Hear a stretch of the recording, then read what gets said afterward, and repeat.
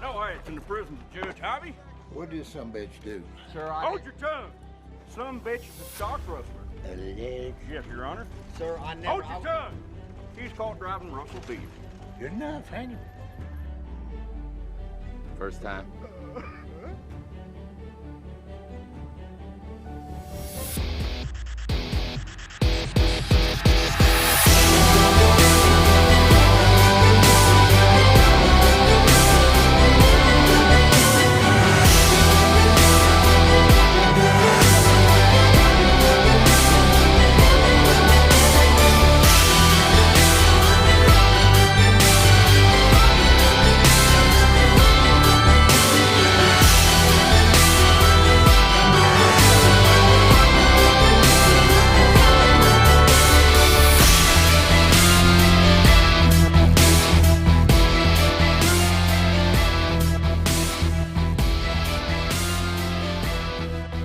Welcome to the Objective Secure podcast. My name's Mike.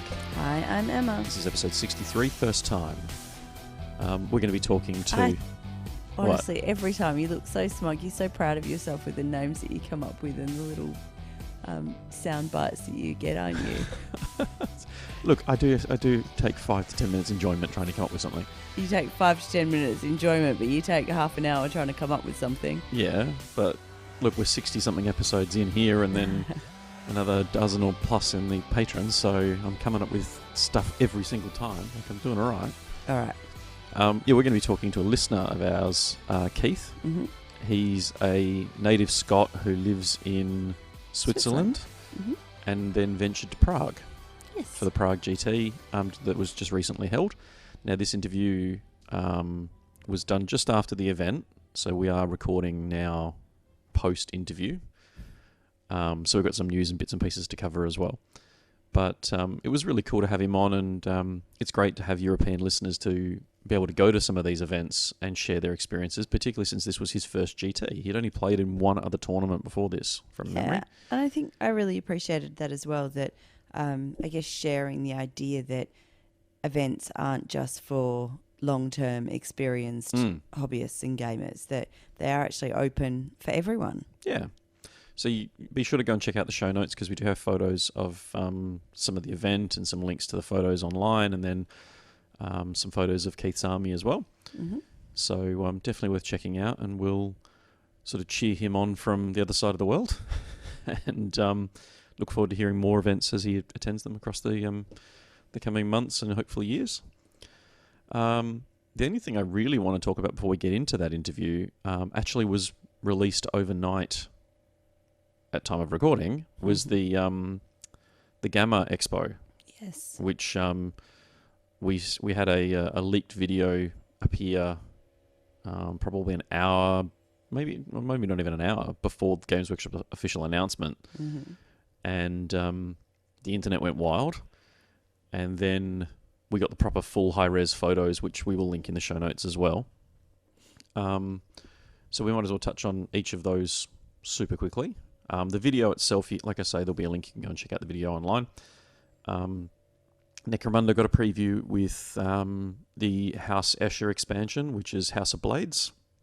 This ties into House Goliath's House of Chains, so it's new models, new rules, some very tribal female miniatures in this one. A lot of them wearing sort of Hannibal Lecter-style masks and toting longbows and fancy close combat weapons. I can already see those being used for conversions for Eldar, and I've even seen someone saying they want to use them for female Space Marine conversions because they're quite, the respirators and rebreathers kind of match the Space Marine aesthetic. Mm-hmm. So that'll be interesting to see. They've also got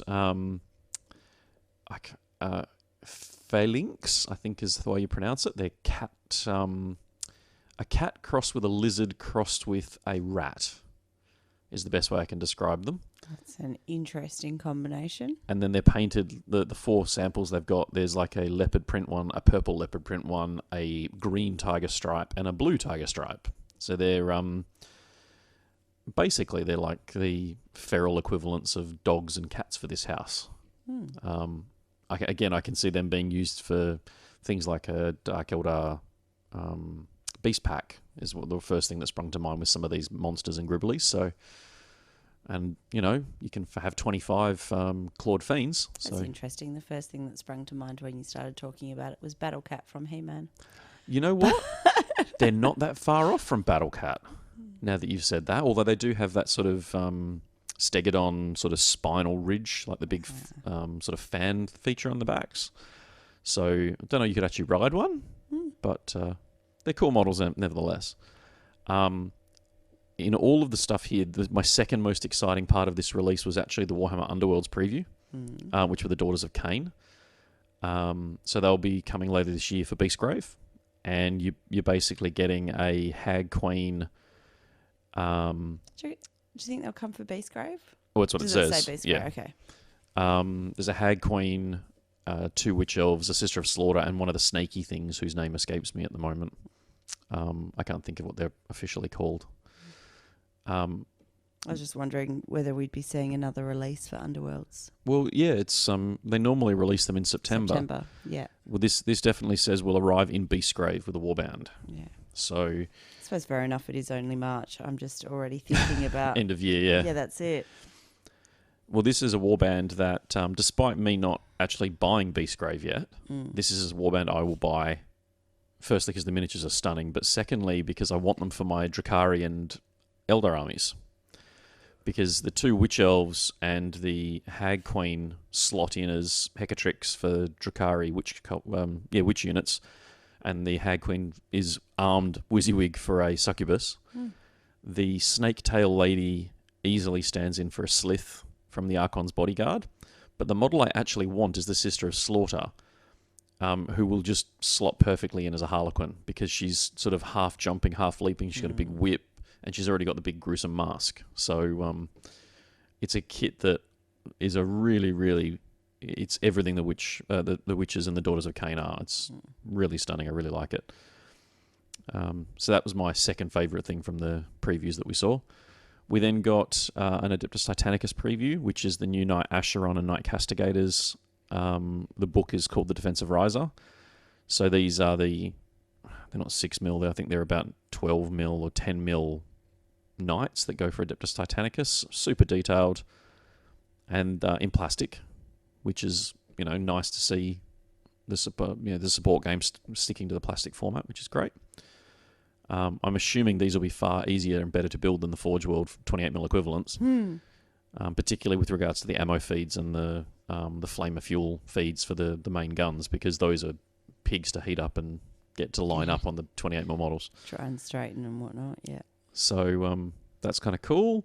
Age of Sigmar, we saw the Lumineth Realm Lords next batch of previews, which are the Oralan Sentinels, I think is the way you say it. There really should be like a phonetic pronunciation put on all of these slides, don't you think? It'd be great. Yeah. But then you wouldn't have the internet arguing over how you say things like Astartes or... Exactly. It doesn't help that when the design studio, one of the head designers says X and the other says, no, it's not X, it's Y. And the studio doesn't agree, so it's... Sorry, I'm just laughing away because I was like, how on earth are you pronouncing Astartes with an X? And then I realised, what's he saying? X-Startes? Like, what are you talking about? Oh, right, X and Y. Yeah. Not actually. So, yeah, the Sentinels are the archer unit. They, for the first time that I can think of on this sort of volume, they actually have strings on the bows and arrows knocked, which we've seen arrows knocked in the past, but for a 28mm miniature, they don't normally put strings on. These are tri-stringed bows. They actually have 3 strings per bow, which is another interesting sort of... Interesting to paint as well. Yeah. They're still very high elf from fantasy battles in terms of style and aesthetic choices, and they line up really well with the spearmen and the cavalry that we've already seen. The mage that we got, it's another bloody weird word, Alarith Stone Mage. I love the sculpt right up until you get to the face, because it's like a bunch of rocks that have been torn out of the ground, and then there's little monolith that he's sort of sitting cross-legged on, balancing on. So it just goes to show how far the plastic sculpting technology has come. Yeah. But the head on it looks really odd, and I can't tell whether, like, it looks like he's almost like Monkey from the Legends of Monkey Magic, because he's got those sort of big chops, like the big facial hair. But that could be part of the helmet. It's really hard to tell with the way they've painted it. Yeah. So I'm a bit conflicted over this model, but it'll be interesting to see. It's a bit like a lot of the releases that you get sort of these high-res photos of, and it's not until you see the model unpainted that you actually get a good look at what's going on, which is ironic since you'd think the paint job should show it off really well. But like the head for the Black Library Weekender models, the Custody, everyone hated that head while it was painted, and then having seen it in plastic, I've gone, it's actually not bad. So I'm hoping this is kind of the same thing. Yeah. I did have someone send me a message as soon as they saw this and say, so, you buying elves now? And I've said the same thing. I'm waiting for Tyrion. Just preview Tyrion. And if it's a good model, then you'll have me. If it's crap, then I'm going to be very upset. So we'll see. The last thing, though, they previewed was the War of the Spider for Warhammer 40,000.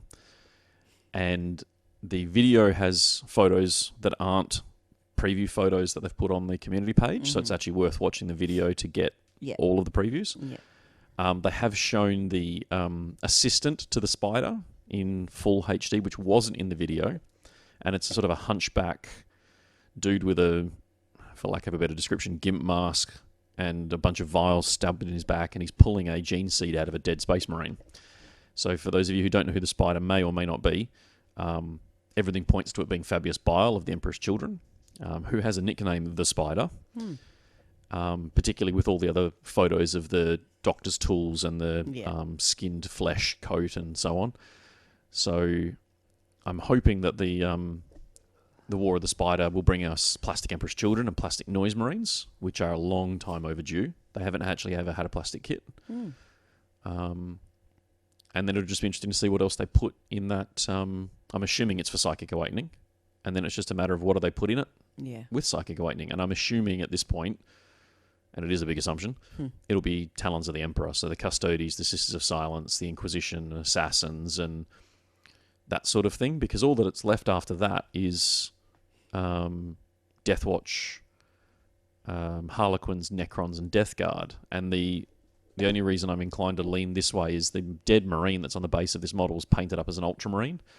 So he doesn't tie in with anything. Like if they'd painted him in black armor as a Deathwatch Marine, then you can kind of tie it in with something. But it'll be interesting to see what they actually release and how much we get, and whether it's just a character like a retinue box where it's him and a couple of his assistants and nothing else. Yeah. So I'm hopeful that's not the case, because I think Plastic Emperor's Children, and then obviously the tip of that iceberg is Fulgrim in plastic. So yeah, we can hope. The other one worth mentioning very quickly is the Fight of the Millennium. If you haven't watched this video, it's again, I'll make sure the link's in the show notes. It's the Wolf, the Wolf and the Beast, which is Ragnar Blackmane and Ghazghkull Magurak Thraka. Both of these models, Ragnar, I think, up until this release, was the single oldest miniature Games Workshop produced still in publication. He was released at the tail end of Rogue Trader, sometime around 1994 is my best guess. I'd have to go and look it up to confirm that. That model was the one used up until about a week ago. It was still available for purchase. Oh, that's really sad. That title now goes to the Space Wolf Rune Priest in Terminator armor. I believe he's now the oldest model still in production. Alongside, I think he pips the Phoenix Lords and the Viper jet bike by about a month. Yeah. So we got a new Ragnar. What was interesting is they've sort of mentioned how these two models came about, but they haven't given us the story, and I'm assuming it'll all be in the book. But basically, Ragnar goes hunting Ghazghkull. Ragnar went fighting Ghazghkull, willing to sacrifice himself, ended up with an arm sheared off, a broken neck, and several fist-size rents in his armor. So he's dead. And then they revive him as a Primaris Marine, and it's jumping off a piece of rock again, which I know many people are not going to enjoy. And he does have a big ponytail with a chainsword, which strikes me as an OH&S issue waiting to happen. But what I really love about it is I think sometimes, and I could be wrong, but I think sometimes in this game there might be Suspension times of disbelief? where you suspend reality. Yeah. Well, that's good because the miniature is fantastic. All the cues are there from the original metal model back in the 90s. Like he's still got the clawed boots, the belt's the same, the chest armor is the same. He's got the same pelt and the same sort of style backpack and the same hair and everything. So they've updated him to Primaris, but they haven't taken away what made him Ragnar, which is really nice. Gazgul, on the other hand, is fecking enormous. The model itself, having seen the base size comparisons done with, because there's a photo of him and Ragnar with a bunch of Primaris Marines and a bunch of orcs, so you can kind of work out the base sizes to figure out how big this model actually is. It looks like he's going to be the size of a Redemptor Dreadnought on about an 80mm round base, which makes him one of the single biggest character models, if not the biggest character model, assuming he stays under 10 wounds like he should. And you look at the Demon Primarchs. So he's absolutely enormous. The sculpt is fantastic. They've given you 2 heads, so he can look left or look right. Because the way he's posed means he's either shooting his massive new gun or he's about to grab someone with his claw. The gun has ammo shells coming out of it, or you can leave them off and put smoke contrails out of the barrels. Oh, that's really There's lots of those little touches, which is nice. What was interesting was the greatest Orc War boss that managed to do what no one else could, effectively kill Ragnar Blackmane. He didn't have the fight all his own way, though, because Ragnar did manage to chop off Gazgul's head. Being an orc, though, they literally just staple the head back on, and the orcs survive. So, yeah, Gazgul is back, and this miniature is just enormous. It's so good. It's, I'm assuming here in Australia, I mean, Guilliman and Abaddon are 105 Australian dollars. If he's any cheaper than that, it'd be a minor miracle, and I think it's way more likely he's going to be 120, 130, something like that, because he's bigger than a Dreadnought, and all those characters, easily bigger than those characters. Yeah. If he was 105 to match Abaddon and Guilliman, I think that'd be really good, but I don't see that being a likely scenario. He's going to be 110, 120, 130 easily, would be my guess. And Ragnar should come in at about 70 like the other Primaris heroes. But absolutely stunning miniatures. And within 10 minutes of this preview going up, we'd already seen the first meme, which was replacing Ragnar's Frostblade with a tennis racket. Yeah. And replacing Gazgul's quad shooter with a tennis ball launcher. And it looks like they're about to play tennis. Nice. It's always good when children can play nicely together, isn't it? Yeah, despite the giant stompy mass claw and teeth and nastiness. Gazgul does also follow the tradition of putting bits of rubble and stuff on his base, but he's not leaping through the air off of it. I think it's more of a balancing thing for the size of model and to give it some movement, because it is just a big chunky block. Yeah. Looking at how it's going to be painted, I just can't imagine how many sub-assemblies you're going to have to do to get in there and do it all, particularly, like, the head will obviously have to be separate from what I can see. But that model, in the time that Ragnar has had one model, this is Gazgul's, so Gazgul's this is his 3rd iteration. And he's gotten bigger and bigger and bigger each time over the last 30 years. So, which is nice, because that's actually the way the stories work. As orcs fight, they get bigger. This one had his head cut off and got bigger again. Perfect. So yeah, if you haven't seen Gaz or Ragnar or any of the preview stuff from Gamma, check out the show notes. I don't know where you've been if you haven't seen them, because they've been all over the internet for the last couple of days. Some of us are avoiding social media at the moment. Well, there is that, yes. We've also seen they've done an article on the Light of Eltharion for the Lumineth, and they've previewed some very clearly Orky style weaponry in the Rumour engine, so we are hopefully going to get some new Orc stuff as well. And they've started also doing the Engine War previews for Psychic Awakening, which they'd already announced in the form of the Knights and the AdMech and so on. So there's no slowing down for them. Oh, and the Sisters of Battle. The final wave are up for pre-order this weekend. Yeah. So full steam ahead for them. Exciting times. We'll see what sort of falls out of the tree over the next couple of months. If everything continues the way it is, I'm assuming by the middle of the year we'll have all of the Psychic Awakening factions covered. Yep. And the Lumineth are meant to be out some stage in the next couple of months as well, so we should start seeing the ramping up of those previews, which is really exciting. And then by the end of the year, I should have my Van Saar book, which goes along with the chains and the blades for Escher and Goliath. They've got not Cawdor, they've got Orlok 3rd and then Van Saar 4th. So it's going to be a busy year for me with all these releases. Yeah. Which I'm very happy about. Mm-hmm. So I think that's kind of all the news that I can think of for the moment. On the home front, we've got Linebreaker this weekend for Albany. Yep, fully booked. Yep, 24 players coming down, which is the biggest it's been. We've actually hit capacity for the venue. Yes. Because there were still a couple of guys who were keen on playing. But unfortunately, we just physically don't have the space. No, and it is going to rain this weekend, so we can't put you outside to play under the... there's like a little... Like a carport. Carporty thing, yeah. But given it's supposed to be bad weather, we can't even risk that. No. I mean, you can't even really play in the kitchen, to be honest. No. Not when you're cooking. Exactly. So that'll be an interesting weekend. I've already been reliably informed that a member of the Perth contingent heading down has bought a keg. Okay. So, and the sounds of it is it's not a little keg. So, I think there's going to be an ample supply of liquid fuel for many of the players. So we'll see what happens and comes out of that.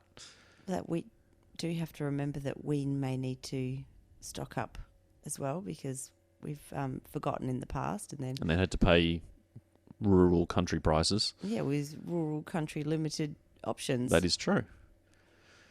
But it should be a good weekend. I'm going to do some... It isn't all about the alcohol. No, it isn't. But because there is some because you're staying there, it's a much more relaxed sort of format. You're not driving anywhere. Yeah. And it means that you can just kind of have a cruisy day. Yeah. So we're going to head down. We should be down there probably 4-5 o'clock in the afternoon on Friday. Mm-hmm. And we'll get some recording done Friday night with some of the people down there. We'll get some bits and pieces recorded over the weekend. Oh, will we? Yep, I'm going to splice it all together for the next episode, so that we'll have a bit of an impromptu episode for the next one. But stay tuned for that. You can follow that along on Facebook, and it's in Down Under Pairings as well. So if you're interested in seeing who's playing what, that'll all go live this weekend, and you can check that out. There's a whole bunch of events that's over sort of from between now and the end of June. Yes. There's Outpost 6030's Skulls event, I think, is the 29th of March. I believe so. And then we've hopefully got the Interclub on the 4th of April, the ITC First Blood Part 2 at the end of April. We've got Mayhem making a resurrection now I think it's the 24th of May is the date for that one that we've got booked. And then 2 weeks later, we've got the Toy Soldier Cartel running their second ITC event of the year. A week later, we've got Crags running more 40K. And that's not taking into account there's a doubles event raising money for the Cancer Council in about a week and a half's time as well. So lots of 40K happening. There's also an AOS event being organised by Mitch at Warhammer and Fremantle, which the date escapes me at the moment. I think it's April, but I'd have to go and check. So yeah, lots of events happening here in Western Australia. And you can check out as many of them as we try and share them all on the Facebook page. So if you don't follow us, go and check it out there. Although if you're listening to this, I don't know how you don't follow it. This is in lots of places that we don't even know. That is very true. So just if you are listening to this and you don't follow us, Objective Secured on Facebook, Objective Secured without the E in the ED on Twitter, Objective Secured on YouTube, and Objective Secured on Instagram as well. Yeah. Because funnily enough, that's our name. So. Twitter just didn't give me enough characters. Yeah. But yeah. So if you want to give us a like at any of those points to help us out, that'd be great. We've actually started adding more content to the YouTube channel. We've got a review there from OTP Terrain that we've just completed. And if you, for some reason, want to listen to these podcasts on YouTube, because we have had some requests for it, the entire back catalogue is now on YouTube.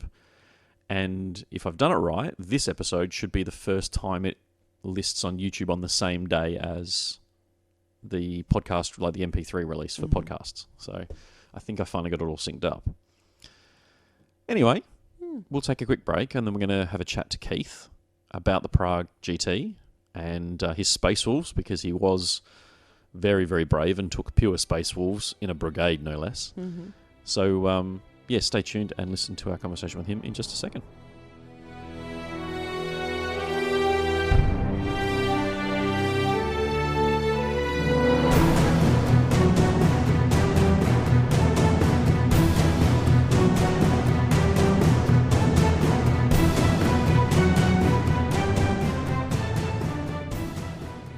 All right, so we have our special guest with us now. This is Keith. Yeah, so welcome, Keith. Keith, originally from Scotland, now living in Switzerland. Is that right? That's right, yeah. Hi, guys.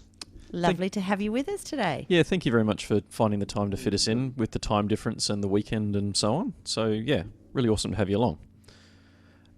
We're going to talk Prague GT, because this was your first sort of major tournament that you've attended. Is that right? Yeah, that's right. My first ever GT and my second tournament, actually, overall. Oh, my goodness. So your second tournament was... The Prague GT. Well, your second tournament being a GT, but also travelling... And I know that Europe is it's all a lot closer together than anything over here in Australia is, but wow, that is a big event to go to for your second ever event. It was good fun. I wanted to experience, to be honest. So looking at the event details just very quickly for those of you playing along at home, it was about 80 players? I think it was 80... 86 at the end, or in total to start with. Yeah, so... And 76 finished it. So they had a 10 dropout. Yeah, that's pretty standard for most events. These, I mean, we average sort of 5 to 8% dropout, so 10 players is pretty much bang on. Yep. So 86 players, that is not a small event. If anyone in Western Australia has been to the WATC, that's kind of what we're talking about. That's what we had last year. Yeah, we had 96 for WATC, so it's pretty comparable. The venue looks fantastic. Why don't we start with that? Because obviously, actually no, let's wind it back and let's talk travel. Because anyone who's travelled with 40k, I've done it. We've done a couple of podcasts about travelling. How did you find the experience of travelling for 40k? It was good fun, actually, and very easy. So you were saying before you were worried about getting your army there. I was to start with, and then it turned out to be really easy. Did you check the army?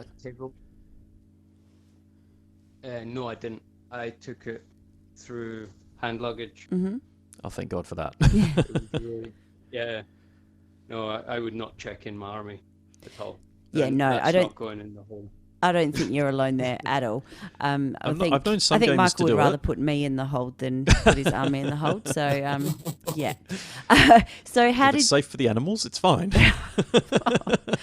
Oh, you're in so much trouble. Okay, so focusing. So how did you actually transport it? I've got a tabletop Tyrant case. So I haven't heard of those ones. I found it for £25 on Amazon, actually. Oh, wow. It's quite cheap considering and I managed to fit over, my 2,000 points of Space Wolves plus my friend's, I think, 20 possessed or something that he couldn't fit into his bag. Oh, wow. I've actually brought it up on Google just now because they're a company I've not heard of. So they're going to have to one we investigate and have a look at. Yeah. And everything made it through the trip unscathed? Any casualties? Everything made it. Nothing broke. I was really quite pleased, actually. So with that... I was wondering... Yeah, sorry, go on. I was wondering when I got to, the checkpoint where they scan everything. And I know when I was watching them, they put it back and forward a few times. Yeah. What the hell is this? Then they didn't bother at all. So your army, just for those interested, for the army list, which we'll publish in the show notes as well. However, we kind of briefly talked about it on one of the previous episodes, but it was a brigade detachment of Space Wolves, Primaris, Battle Leader, Rune Priest in Phobos armor, and a Wolf Priest. Then 6 units of 5 Intercessors. Is that right? I think right. Yep. Mm-hmm. And then 3 Aggressors with Boltstorm, Gauntlets, and Grenade Launchers. 2 units of Wolfen with a mix of Thunderhammer Storm Shields and Frostclaws. And then a squad of Suppressors, 2 squads of Thunderwolf Cav, which were a mix of close combat weapons, which again, you can check out the list in the show notes. An Eliminator squad with Bolt Sniper Rifles, and then 2 Hellblaster squads with Plasma Incinerators. So, full plastic army, which is a huge bonus for travel, in my opinion. There's no resin there for them to look at funny. Well, so there's no resin, but also a full plastic army weighs a heck of a lot less than a full metal It's also army. a lot more durable in terms of getting knocked around. Yeah, but I was kind of thinking, depending on how strict they get with how heavy your hand luggage can be, you may have difficulty taking 2,000 points of metal army through its hand luggage. Yeah, that's true, actually. My sister's army weighs a fair bit. So, Keith, in the lead up to the event, how much research did you do about Prague? Not much, to be honest, because I knew it was outside of the city. Yep. And I didn't quite know how far. And actually, we were only 20 minutes with the underground, like metro. It was really easy to get in and out. So each evening we went in and out. Yeah. The food was pretty good. Was it expensive? No, very cheap. What's Beer, beer cost around, it would be 60 rapping here, so about 60 pence or 60 cents for a bottle. Oh, wow. Yeah, okay. This is what happens when you're not on the euro. Well, I love the universal measure of how expensive things are. So way back when it used to be, how much is a loaf of bread? Now, how much is a bottle of beer? How much is the beer? Yeah. And you were saying before that you you bought the tickets in euro and so assumed that everything would be paid for in euro. That wasn't necessarily the case. No, it was Czech krona. So, which luckily managed to change a few hours before the flight. Yeah. So, and we have talked about in a couple of episodes where we've talked about planning for travel. So this is one of the things that I guess learn from somebody else's experience. So Check Keith, the currency. Yeah, you found out 8 hours before your flight that you'd got the wrong currency to take with you. So probably a good tip for people to check that, while the banks are open. True. Awesome. Also, what I read was most places don't accept euros either. That makes it even more difficult, yeah.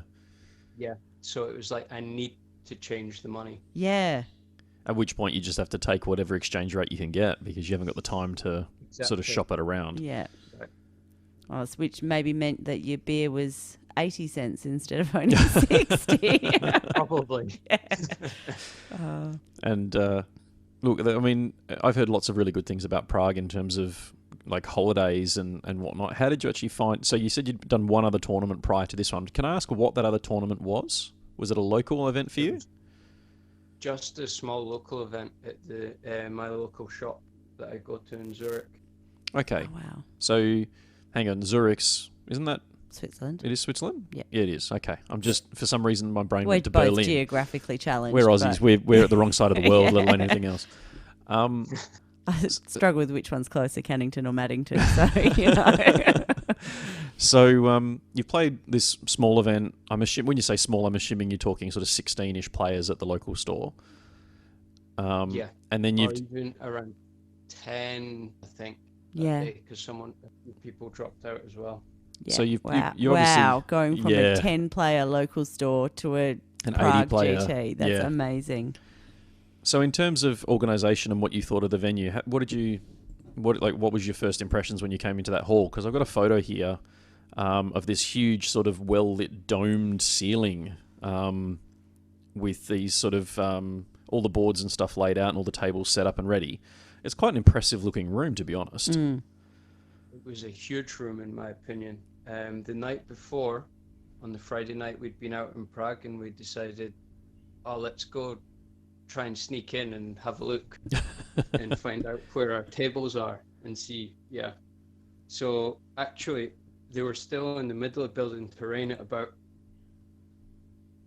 10 o'clock at night or something. Oh, wow. I mean, We've been there. yeah, look, that's not an uncommon thing for organisers, I will admit. And there was just UPS boxes everywhere. Oh my goodness. So, but they had all the terrain near enough set up on the tables. Some still needed to be built. It was all MDF terrain. Yeah. I was about to ask you that, actually, because obviously there's some of it that looks, it's either pre-painted or they had painted it before they got it there, and there's obviously some of it that hasn't been painted. But all of the terrain and the mats were from Game Mat. Game Mat EU. Which Yeah. is a company, Game Mat EU, which are running the whole thing. Yeah. We actually have one of the original, way back when Game Mat EU mats, when they first launched. It was one of the original grass ones they did. They do seem to have The variety come a long has, way yeah. since then. That's a few years. That's probably 5 years now. five or 6 years old now. Yeah. Yeah, and they were streaming as well from the looks of it. Yes, it looks that way. Yeah, they were. And now, am I right in saying they had Age of Sigmar as well? Yeah, that's right. And they had Blood Bowl. And they And they had Underworlds as well. Underworlds, yeah. So very, very big day from the looks of it. Yeah. Now, It was, the hall was huge and managed. Also, they had team games as well. Oh wow! And I saw Belarus T-shirts from the ETC, Team Russia as well. oh wow. So I think there was a lot in the team tournament, and that was the first one to be sold out, as far as I understand. Yeah, that doesn't surprise me. I mean, obviously you've got the Worlds coming up shortly, so it's a great opportunity to start practicing and testing those games before that event. So, It looks as though they might have had Kill Team there as well. yeah, look, I mean, there's Yeah, they did actually. there's a wall of photos, which again we'll share a link to in the show notes. So did you travel over with friends, with locals? Just one friend. We decided, back, when was it? October last year, that we would go. I decided then in November that I would build and paint my army. It's always So a good I start, gave isn't it? myself a mammoth task. Yeah. But I made it. Awesome. And so you Yeah. got it? Did you get it to battle ready, or did you get it to finished with your painting? It was, That- I that- would say finished. You'd say There's finished? maybe one or two tiny little details that I need to maybe fix, but it looks tabletop perfect, Nice. in my opinion. Look, if we can't find a photo in the numerous photos that are lurking around from Prague, we might see if we can convince you to send us a photo of the army, Yeah. either from the weekend or if you can grab a photo Stick on a at table home. somewhere. Yeah, it'd be I great. could try and do Be that. great to have a photo to share with the listeners.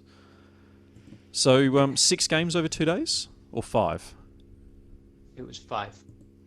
Now that's something that has been really interesting for me to discover, that apparently most of Europe has been doing 5 games for a number of years, whereas the Aussie tournaments, a lot of them have been 6. Most of them been 6 up until recently, yeah. And we've had a couple drop to 5 over here. So it certainly makes for a more relaxed day too, because you're not playing through till 6 or 7 o'clock at night. You're finishing up in the mid-afternoon, which is great. Now we are going to get to some proper actual Well, gaming the questions.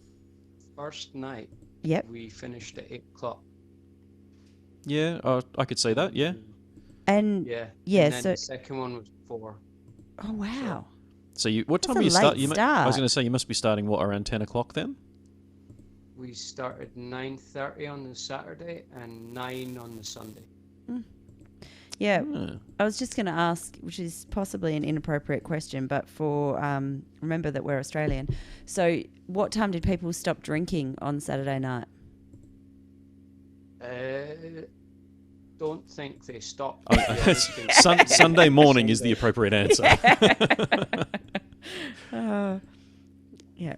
Like, I played one guy on the Saturday night, and he said, "Yeah, I shouldn't have gone out on the Friday night. I couldn't even like manage my first game. It took me an hour to get into it." That's what he told me, and I was like, "Okay, interesting." Kind of wish that you played him first rather than third. Yeah, exactly. He wasn't from Finland, was he? That was a close game, actually. He'd hit his strides by then and sobered up a bit. Yep.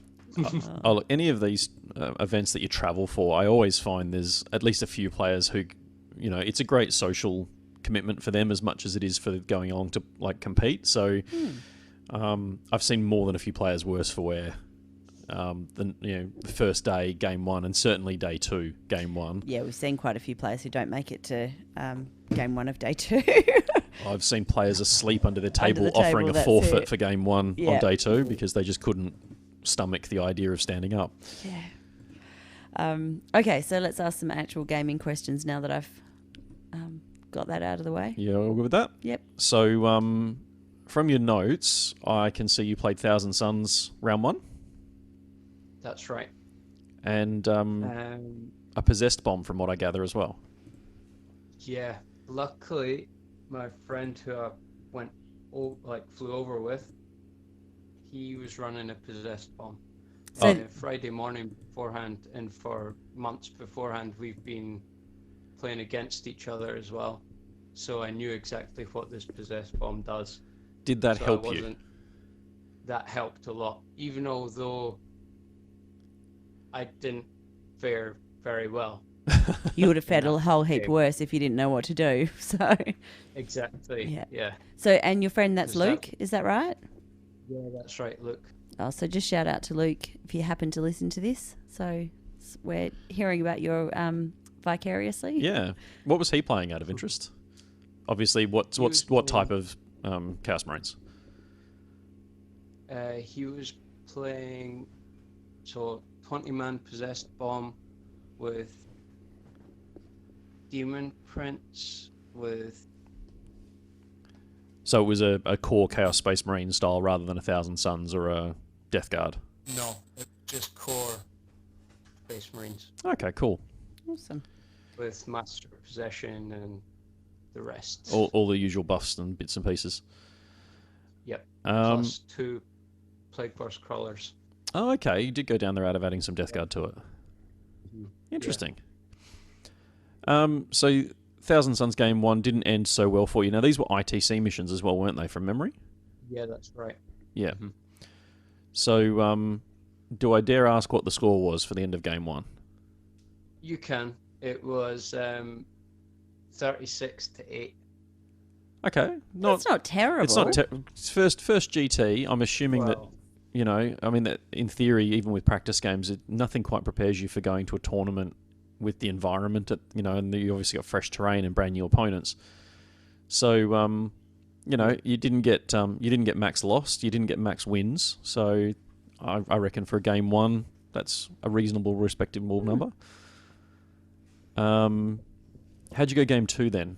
When we move on, I think that was a Space Marine combo army, wasn't it? it was not so easy, but I did get more points in the last game. Hey, That look, was, you're on your way up. Imperial Fists and Blood Angels. So that was, I'm Uh, assuming, things like Smash Captain, Mephiston, Thunderfire Cannons, Centurions. Yep, exactly that. Yeah. And 2 squads of intercessors, and what's the name of them?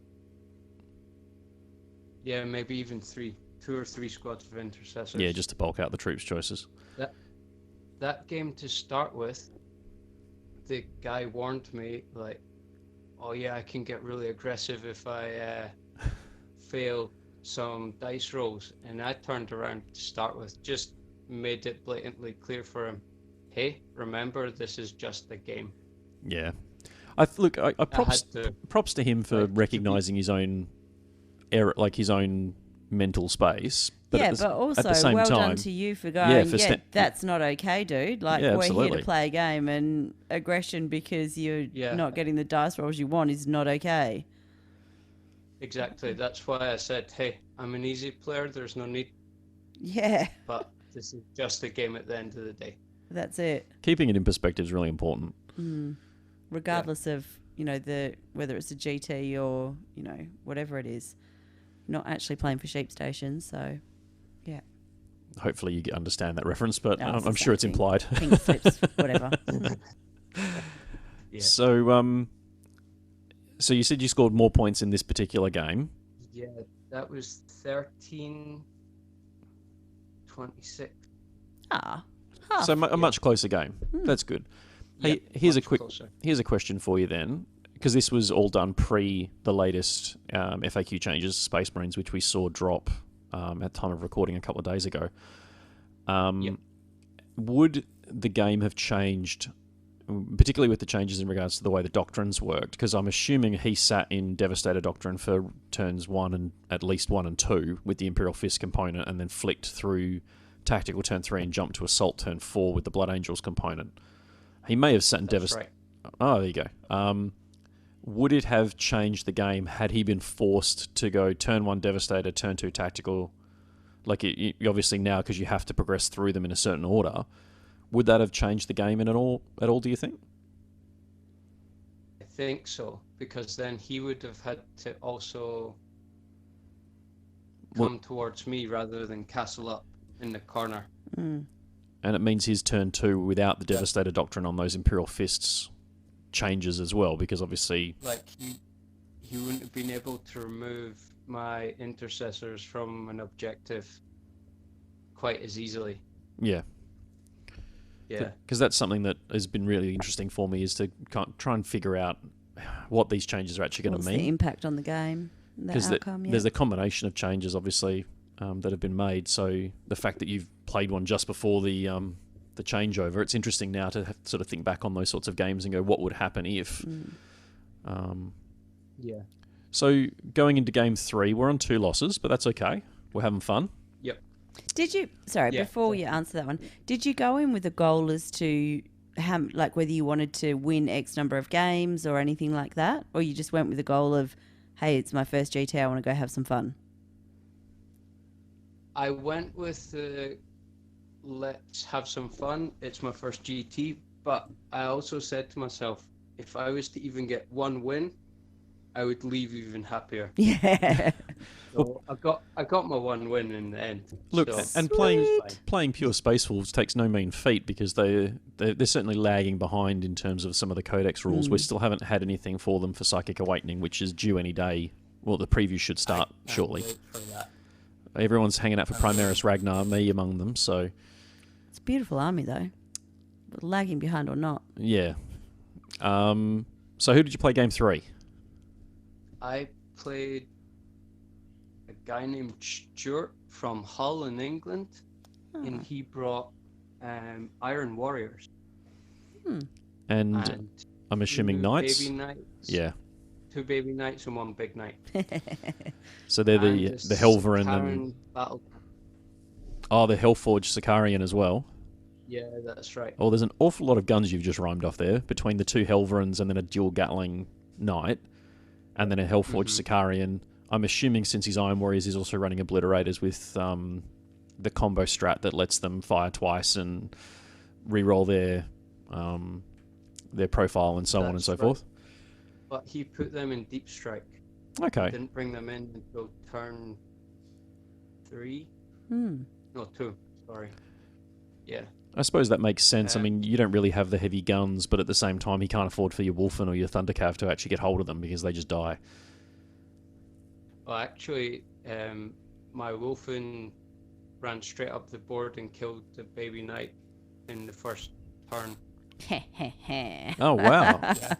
So were you playing like Search and Destroy or something for that mission in terms of deployment? Because, I mean, Wolfen are fast, but I wouldn't have picked them that fast. Yeah, it was Search and Destroy. I play too much of this game, clearly. Yeah, that's what I'm thinking. Yeah. How'd you go with that game? That was an 18 to 22 loss. But I've got Getting to say, closer. probably from my whole experience of the 5 games, that was the most fun game of the tournament. I often find that you don't have to win the game to have your favourite game for the day. It just has to be one that's engaging and that your opponent's engaged. Like, you're both fully committed to playing, but you're also fully committed to making sure that the game is sort of entertaining and enjoyable. And Exactly. when you've got a player that you click with really well, Yeah. you can breeze through a game and you can get absolutely face stomped, or conversely, you can have a game where everything goes right and you're both still laughing and smiling. And Yeah, but also he's a northerner, so, you know. for those of you playing on at home, Emma is actually from the north Also of a England. northerner. So, whereas And we stick together. I'm an Aussie through and through. Just checking. So you played obviously against somebody from Hull in the UK for game 3. Where was opponent 1 and 2 from? If you have any idea. Yeah, if you not happen to know, if it came up in conversation. 1 was from Germany, and opponent 2 was from Italy, but he lives in Geneva, in Switzerland. Ah, So, not around the corner, but more around the corner. metaphorically speaking, around the corner from you. Yeah, about 4 hours away. It's just a really big corner. Yeah, but 4 hours for him is a different country. 4 hours for us is barely a different suburb. All right, so we finished day 1. We've had 3 losses, but the score has been going up and the opponent's score has been coming down. So they're both moving in the right direction. Doing well. Yeah. Did they organise any sort of dinners, or was it you and Luke just hanging out for the night and checking out Prague, or was there a group of other gamers that you knew that you might have gone out with or anything like that going on the Saturday night? We didn't know anyone else, but we got to know people over the weekend. So our plans when we go back next year is probably meet up with them and go out next year. Yeah, cool. They didn't arrange meals, but they sorted out lunch tickets that you had to buy at the bar, and the meals were actually pretty good. Each day, for like lunch. Yeah. I suppose one of the other questions is, we sort of had a joke at the start of this about the cost of beer. Did they serve alcohol during the event? Yes, they did. Okay. I find They had some events 2 just say no. open bars. 2 open. Well, especially with that many players in a room, you would need Well, like 2 bars. Well, that's it. If you've got 80 playing the singles and then a similar number playing the teams and then a similar number playing the other events, yeah, you'd have that's it. 300 or 400 people. It makes sense At to do least, that. yeah. Okay, cool. So we have go out and have some fun Saturday night. Sunday morning rolls around, and again, going back to your notes, we're playing Dark Angels for Game 4. Yeah, that was my win. Yeah. And against Dark Angels, it's very poetic. Space Wolves and Dark Angels, the old grudge. So quite Yep. poetic you in this one. It was an interesting game, let's put it that way. I was surprised to see when I walked in that the guy hadn't packed up his army and left it on the table all night. Oh. That's unusual. For me, it was very strange. So I mean, we have players leave their armies overnight on occasion, and it's all packed up and put away typically. No, it was kind of just abandoned, in my opinion. Like the codex was on the other side of the table. There was like one intercessor on one of the terrain, the rest sort of in the corner. Wow, that's That's interesting. Yeah. okay. Yeah, that's what I thought as well. But it was a good game. He brought 2 10-man squads of Ravenwing bikers with full plasma. So were they the Black Knights with the plasma talons? Yeah, that's right. Black Knight. And then he brought, I don't know the name of the land speeder that's all buffed up. So there's the Landspeeder Vengeance and the Landspeeder There's the one that's got the -1 to hit debuff.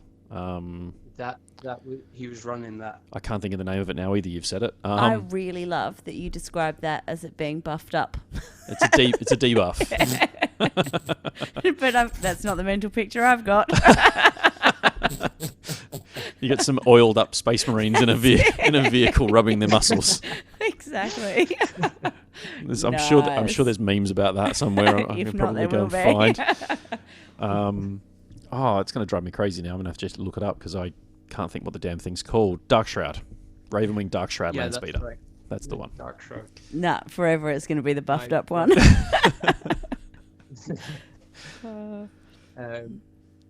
Also, 30 or 3 10-man squads of intercessors, a 5-man devastator squad, All plasma, I assume. and all plasma.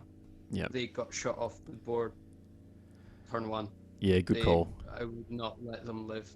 No, not when you can stack the combos that the Dark Angels do with plasma. They're probably a fairly significant threat to your lifespan on the table.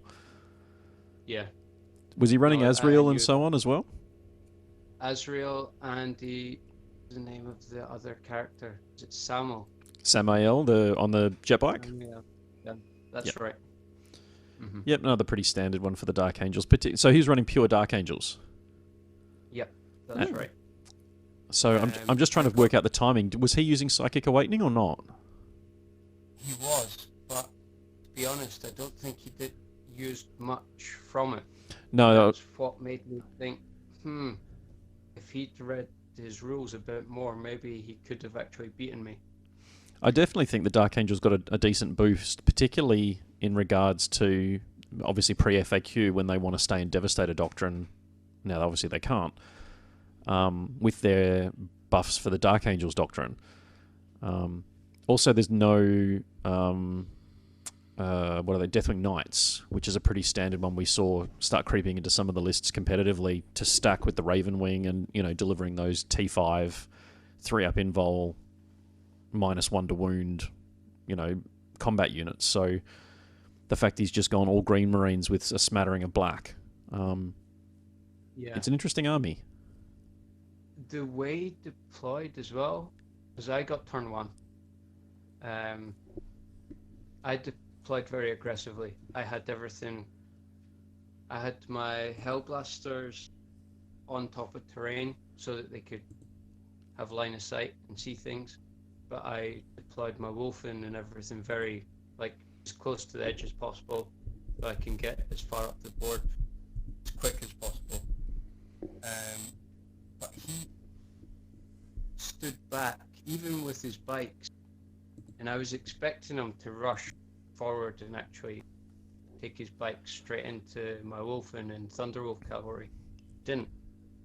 Okay. Which I was very surprised about because I was expecting them to come out and try take the positions from my intercessors and do as much damage as possible or screen off so that he could take other positions, but no. I would have assumed the same thing. Those Black Knights are great for killing intercessors because of the plasma talents. And they're fast enough that they can, and big enough in terms of board space that they occupy, that they can zoom in, kill off potentially two of your 5-man squads of intercessors, potentially even charge a third, and then be in a position to just kind of screen out half the table. And because you don't have fly, you have to kind of go through them. And while you will go through them, he can do it twice because he can do it with a second unit of Black Knights after that. So, interesting. Any of the flyers as well? He brought one flyer. What was the name of that? Did it have a bomb or did it have las cannons? It had las cannons. Okay, so the Nephilim's the fighter. If it went into hover mode, it was a Dark Talon. But most of the... That was it. He brought the Dark Talon. Okay. So that's got the stasis cannon and then a bunch of bolt guns. It's got 2 hurricanes from memory on the wings. They're often used for screening. Removed by turn 2. Yeah, good call as well. Because I knew that would be a problem. Well, because that can sit there, because it's Ravenwing and can go into hover mode, it essentially can sit in hover with the Dark Shroud still getting its -1 to hit, but without having any of the limits of being a flyer. And if you're careful with your manoeuvring, you can even keep it in supersonic and still get the -1 from the Dark Shroud and get its own -1 to make it even more awkward to deal with. So, yeah. It takes a little bit of planning to get that to work, but you can do it. All right, so you win this game. How badly do you win it by? Yep. Well, how well do you win it rather than how badly? Well, we're talking about Wolves beating Dark Angels, and despite the fact I am a Dark Angels player over Space Wolves, I like hearing when the narrative plays along. So, how badly did you beat the Dark Angels? 36-16. Okay, that was Nice. you doubled your score from game 3. Yeah. Excellent. Now that'll move you up the was ranks for your final game. Yep. What? Carry on. No, so final game was against who? Imperial Guard This could be bad. with Blood Angel. So 2 Smash Captains and Mephisto. So just a Supreme Command? Yep. Yeah. And then I'm assuming the rest of it's a bunch of artillery. Artillery and lots of infantry to screen. Okay. Yeah. So- Lots and lots of Like Yeah. 3 to 5 Rust tanks, and then a bunch of Basilisky Wyvern-shaped tanks, and then infantry, basically. It was 2 Wyverns, 1 Tank Commander Pass, I think 3 Rust, Yeah. and It's pretty much the army you don't want to see across the table, Sentinel. Yeah.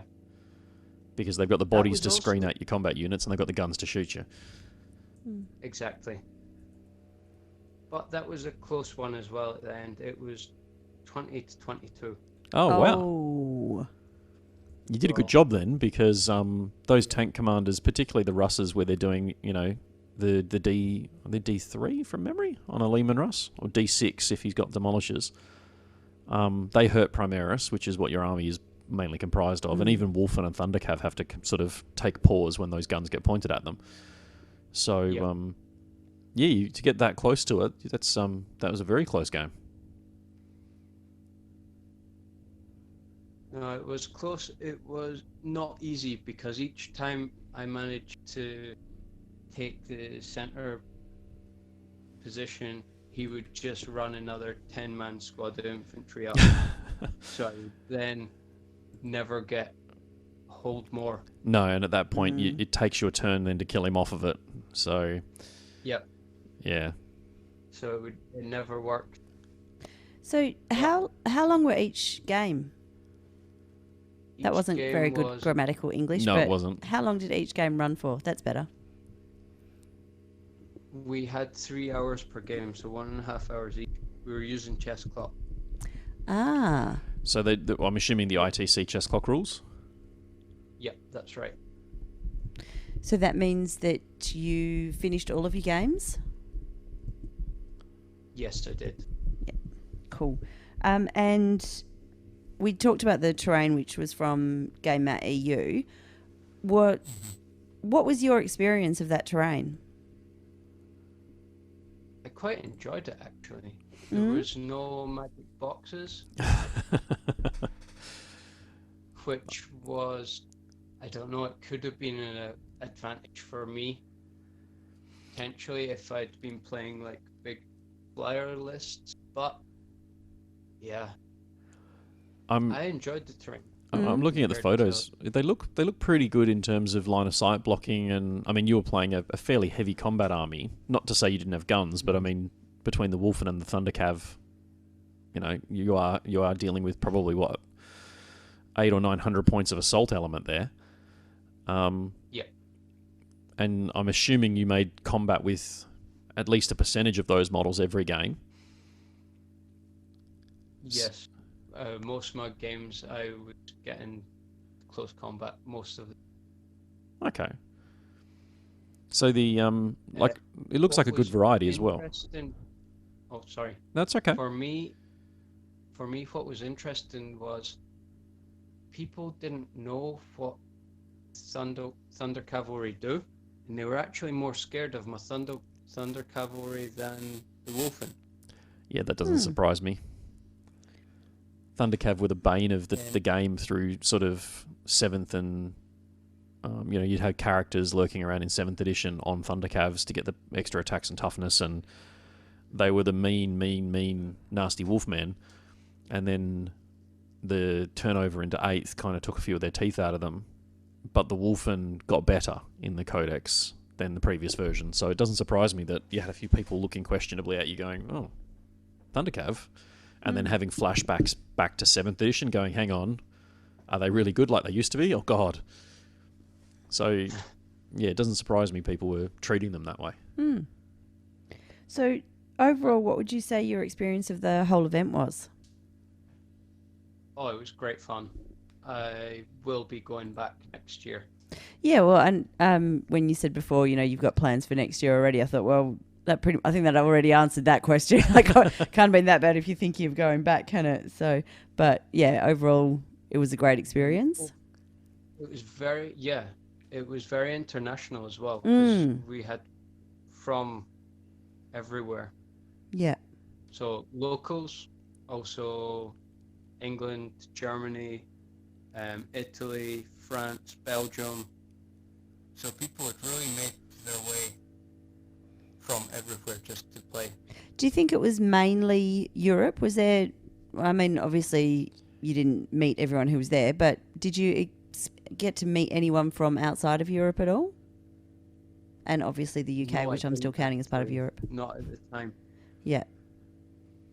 No, I don't think there was anyone from outside of Europe. Or maybe there was, but I Just didn't. certainly didn't Yeah. meet them. I feel like what's one of the big advantages of living in Europe, you've got so many awesome events scattered all through those countries that, if you want to go to a big event, that you're not hard-pressed to find one that you can Yeah. actually travel to. I mean, friends of ours are running the Alliance Open Super Major in November this year in Amsterdam. Yeah. Okay, cool. So, they're not It's the first super major, isn't super it? major outside of America. Yeah, Yeah. it will be. So, you've got that happening. You've got the Warhammer World who do their heats and finals and stuff in Nottingham. You've got Prague. You've obviously got the World Team Championships that are in Austria this year. I think they've just announced Austria.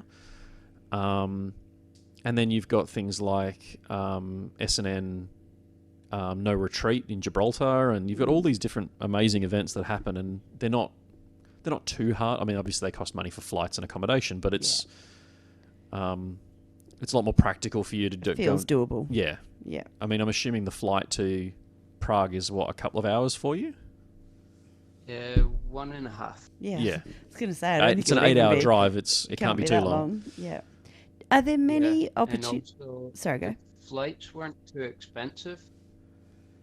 What, 115 francs? Oh, wow. I can't even do the conversion on that. I don't know what that works out to be for our listeners. I might do it while you're chatting. And also, for the 3 nights in the hotel with breakfast, only 95 francs each. Wow. So, really cheap. Really, really affordable. Yeah. So if I said very 300 francs altogether, That's was it 95? 95 and 115. Well, let's round it up and be Really super generous. yeah. I'm trying to do my alphabet now. Okay. F comes after E. But you know what they're like with converting it over. Yeah. Swiss franc, there we go. Of course, it's not under F, it's under C. Oh. So 300 Swiss francs in Australian dollars is 480. Wow. So That wouldn't even be the 3 nights accommodation. no, that's pretty Really? scary. No, for us to travel, Just staying in a hotel in the city, you Yeah. couldn't stay in a hotel in the city for not for 3 3 nights, nights not for for 400 450. bucks. No, No. wouldn't happen. Okay. Yeah. So yeah, I'm looking at this going like that'd be achievable for me to go. Okay, cool. Let's do this. Whereas certainly where we are on the west coast of Australia, the nearest tournament for us to travel to on the similar scale would be either in Melbourne, Sydney, or Brisbane, and that'd be About $1,100, $1,500. $1,200, $1,300 Australian dollars. So you're probably talking. At least I'm going to say 1,000 1,000 francs would be my guess for us to do a similar sort of trip. Yeah, but without it being in awesome Europe. Yeah. What sort of opportunities for events do you have at home?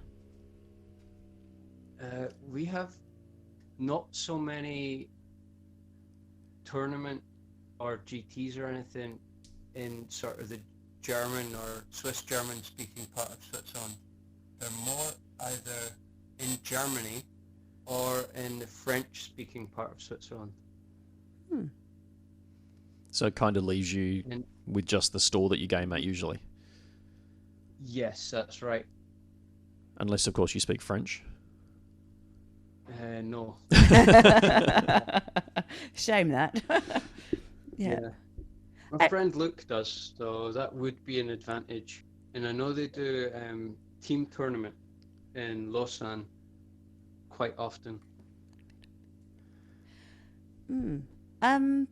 Just actually, what language did they speak at the Prague GT? Like, was there a Do you mean the was there a universal organisers, language? It was a mix between, or from the players. Yeah.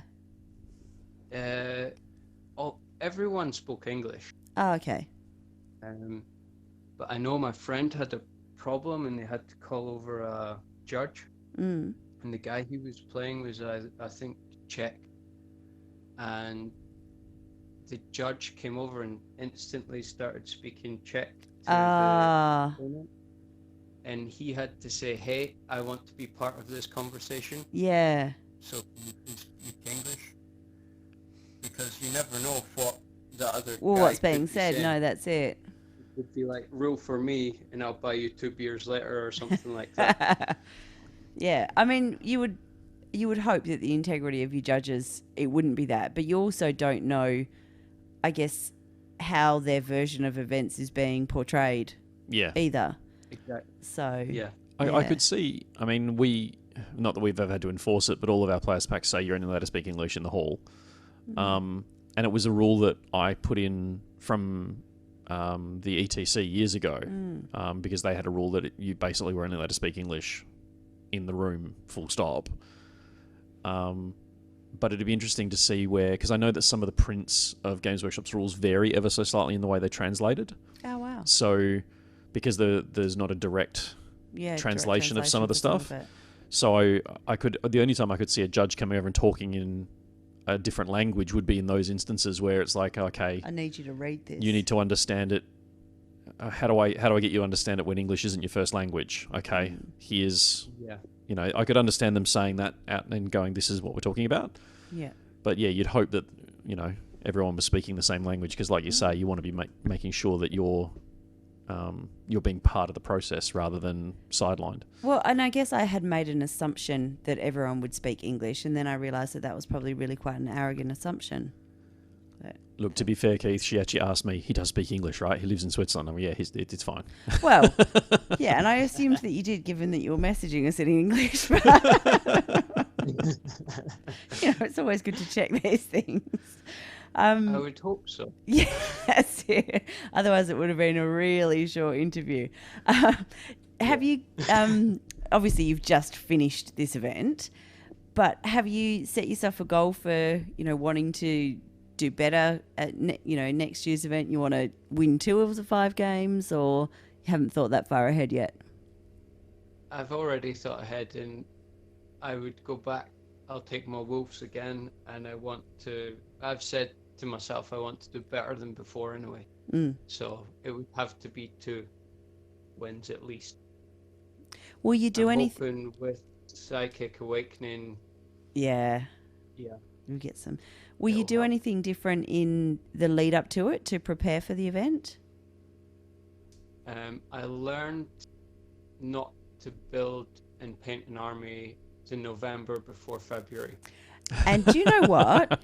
Next God, here we go. March, let's connect again and see whether or not you do actually wait until November to start painting your army that you're using in February. True.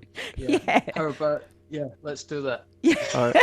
I reckon it'd be a safe bet for me right now to put money down that you don't start painting before about the 1st of November. Or October 28th. Oh dear. I reckon I could make money on that. Although finding a gamer who would bet against that would be a very, very long shot, I suspect. Oh dear. No, like I told my friend, I'm going to take the Wolves to GT, and he's like, "Why do you hate yourself?" Yeah, nice. Self-flagellation is a different army. You're doing it wrong.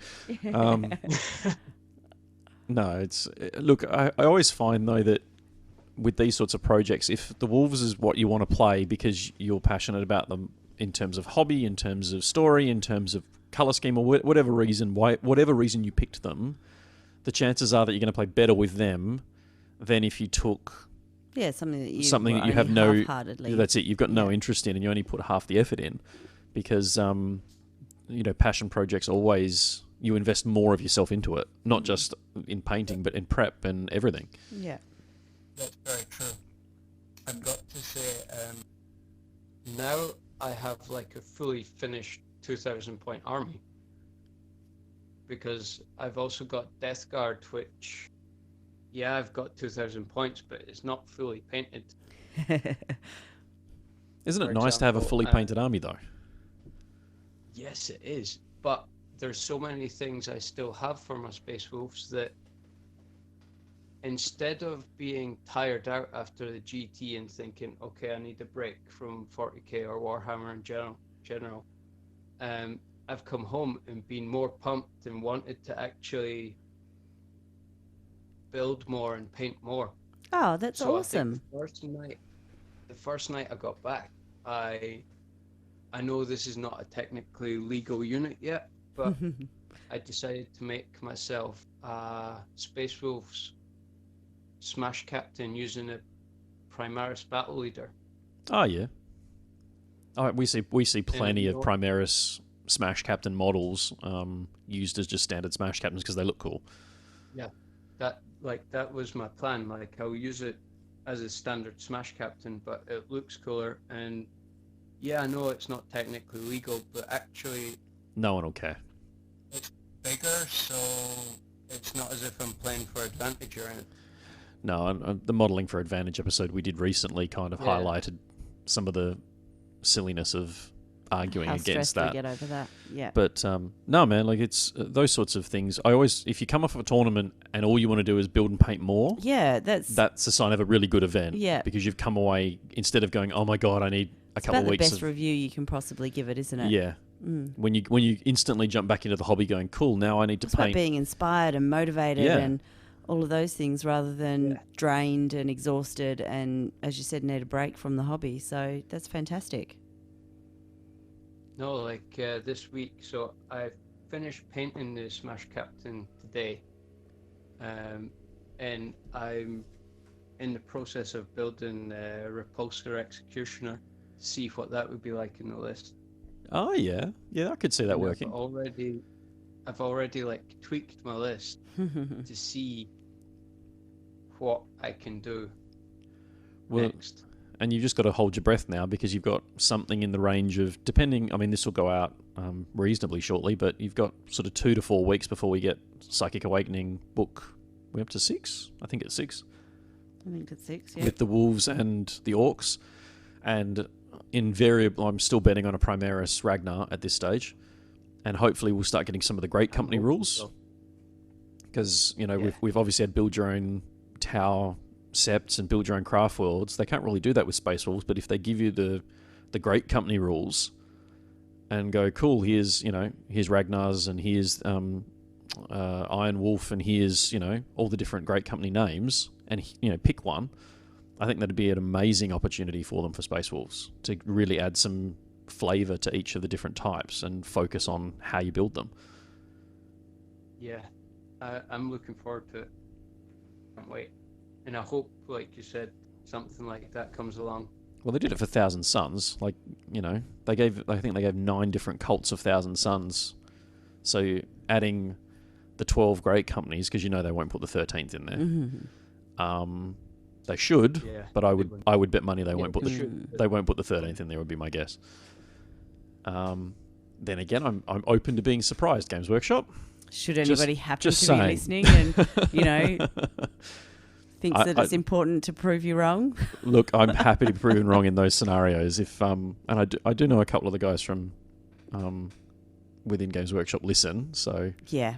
I don't think my opinion carries any I weight, really but don't. it's nice to be a little bit self-indulgent and say those things. Mm. Anyway, so for those of you playing along at home, thank you very much to Keith for sharing his experience at the Prague GT for 2020. It was really awesome getting messages from you talking about the list you're building, and then obviously the final list that you sent through, which if you want to follow along, it will be in the show notes. Hopefully we'll get a photo of his army as well, and we'll share some of the photos from the Prague GT that they published in their Google documents. Yep. And we'll also have a link to their Facebook page so you can go and check out the full event. If you're Full thinking Dropbox. about travelling, from the sounds of it, it sounds like a great event to travel to. If you're already in Europe listening to this, definitely worth checking out for 2021. If you're in Australia like us, well, still check it out, but it's probably one you need to plan more than a few weeks in advance. Yeah. But, you know, as we've talked about, it's always good to plan events more than a few weeks in advance so you have time to paint your army. Yeah, but it wouldn't be an event if I wasn't painting a few days out. You know, we should really work on that. I finished painting my LVO in 2017. I painted that LVO army. I put the last coat of paint on the last model the day before I flew, and then went and bought the foam for the carry case that same day because I hadn't figured Then out. had a meltdown. Yeah, because I couldn't figure out how to because get the he damn couldn't thing into work the out case. How to cut the foam. Oh, man. Yeah. I ended up with an electric bread knife cutting it out and trying to talk him down off a ledge. It So- was the electric bread knife was for the foam, not No, to get him no. off the ledge. I may have a reputation and an MO when it comes to getting ready for events. Yeah. But you know what? It works for me. I get there in the end. It really doesn't work for me, so we might need to work on that. Anyway, man, thank you so much for coming on and chatting to us and sharing your experience. Yeah. Thank you, guys. We'll definitely keep in Thank touch. you for letting me. Let us know any other events you're heading to across the rest of 2020 before the 2021 Prague GT. Because we love hearing about these things from our listeners and living a little bit vicariously for those events we can't get to. Yes. So yeah, any events you head to in Europe, send us a message and shoot us some photos. Some We'd photos would be love to awesome. share them out with the Yeah. rest of our listeners. Definitely. Will do. Thank you. All And right. Thank you for having me on. Yeah, thanks. Not a problem. Well, we're going to wrap up and be back in just a second to finish up the episode.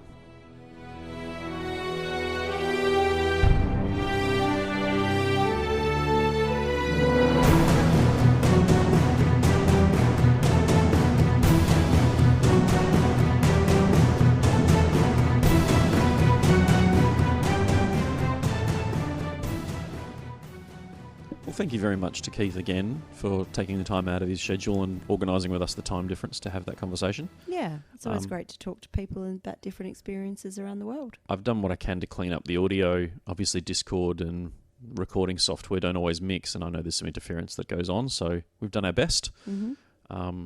Hopefully you haven't been deafened when you've had to turn the volume back up for this component. So, yeah, it was great, though, to have a chat to him. And like I said at the intro, go and check out the actual post on the website because that's got photos of his army and some links to the Prague Open. Mm-hmm. I'm really pleased that he did beat the Dark Angels, despite the fact that of the two legions, I prefer the Dark Angels. It's nice when the stories repeat themselves on the table at a tournament, no less. One thing we do want to cover before we wrap up this episode was International Women's Day has just taken place on, I think it was the 8th of March, You think? wasn't it? Yes. It was. Did you think it's the 8th of March? I'm not good with dates. And you were invited onto a podcast. I was. Or not really, I don't know if you call it a podcast, really. It was a live stream. Well, yes, but he does rip it and make it a podcast, and it's a YouTube live stream, which then goes into just being a YouTube video. So some kind of online discussion, conversation platform thing. Yeah, so this was Anthony from AOS Coach. Yes. Anthony. Gemma is from Queensland, and Christine, who goes by Hook and Pin, from the UK. Yeah, Gemma's failed charge. Failed charge, sorry, I thought I said that. Yeah, so they, the three of you with Anthony got together, and it was like a 2-hour live stream It was. talking about women in Warhammer. Hmm. And he did really well, because I think we could have probably spoken for another 2 hours. He kept you all on topic. Well, he tried. It was really cool, actually. I was doing all the family stuff and half listening to it live while I was doing that. I think it's really interesting. This is the second time that I've been invited to, I guess, talk about women in Warhammer. But it's always interesting to have those conversations initiated by men, and particularly around International Women's Day and recognising the role that women play in Warhammer. And there's, with looking at women in science, technology, engineering and maths, there's kind of a saying that if she can see her, she can be her. So it's around making women visible, and because that's how women learn that there's space for them, is you need to be able to see another woman to know that that's something that you can do. So I guess I really appreciate that there was space made for women to be visible in this area. And it's always, Anthony came at it from a really inquisitive kind of perspective around what can he do to try and make the events that he runs more open and more inviting and more inclusive for women. So it was really nice to be included in that conversation.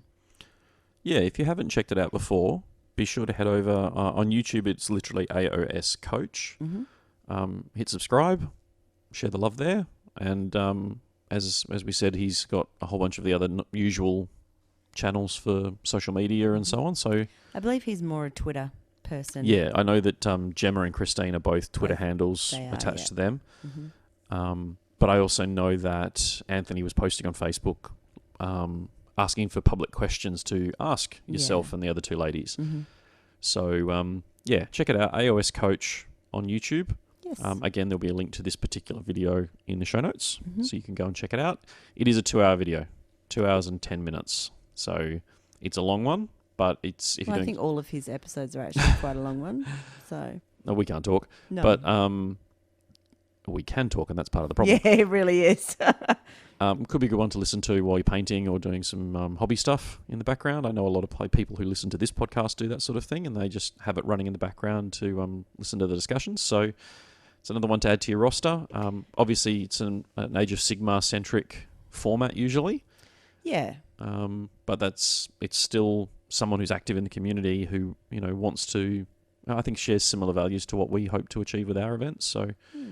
And obviously it was hosted by a man, so just in case there is any sort of concern around it, there's no man-hating or, anything like that. It is just an open conversation around some of the gender differences and what women experience. And I guess I made a joke and said, feminism, that's the other F word that we can't use. And I think that feminism is something that there are a couple of women in Warhammer Facebook groups that have really taken feminism to a whole new level. And I think because of that, you kind of have these ideas around where people's beliefs are and the negative experiences that people may have had. And I suppose I just want to share that that's not... It's not the lens that we took in the discussion that we had. Yeah. So... don't really know how to articulate that well. So, yeah, go and check it out. Listen to the conversation. We'd love to hear your thoughts as well. And I'm sure that we could easily do a part 2 with Anthony and the other ladies who are on that. If you didn't get a chance to know what was happening and you've got other questions for women in Warhammer, I'm sure that's something we could assist in organising a part 2 with. Mm-hmm. But that's really us done for this episode. The next one... well, like I said... Yeah, in a fortnight. Yeah, well, the next one is going to be an Albany mashup, hopefully, if everything goes to plan. Yep. and we can do some recording from Linebreaker and share just what Warhammer Camp is like here in Western Australia. Mm-hmm. We might try and do some live stream of the dorms and just show the space off and show how we're roughing it to a game.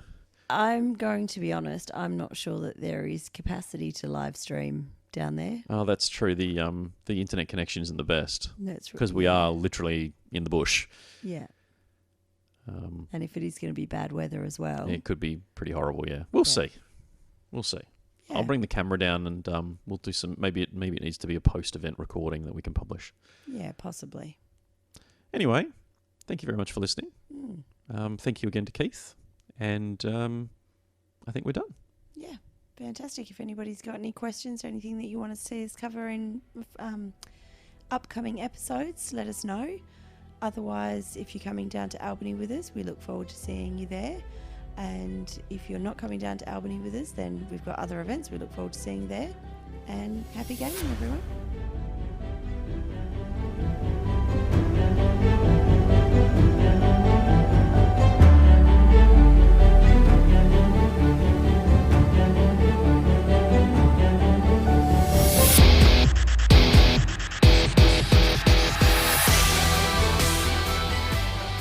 You've been listening to the Objective Secured podcast. If you'd like to get in touch, you can visit our website, objectivesecured.com.au. You can find us on Facebook, Facebook.com/Objective Secured, or you can email us, obsec@optusnet.com.au. Thanks for listening.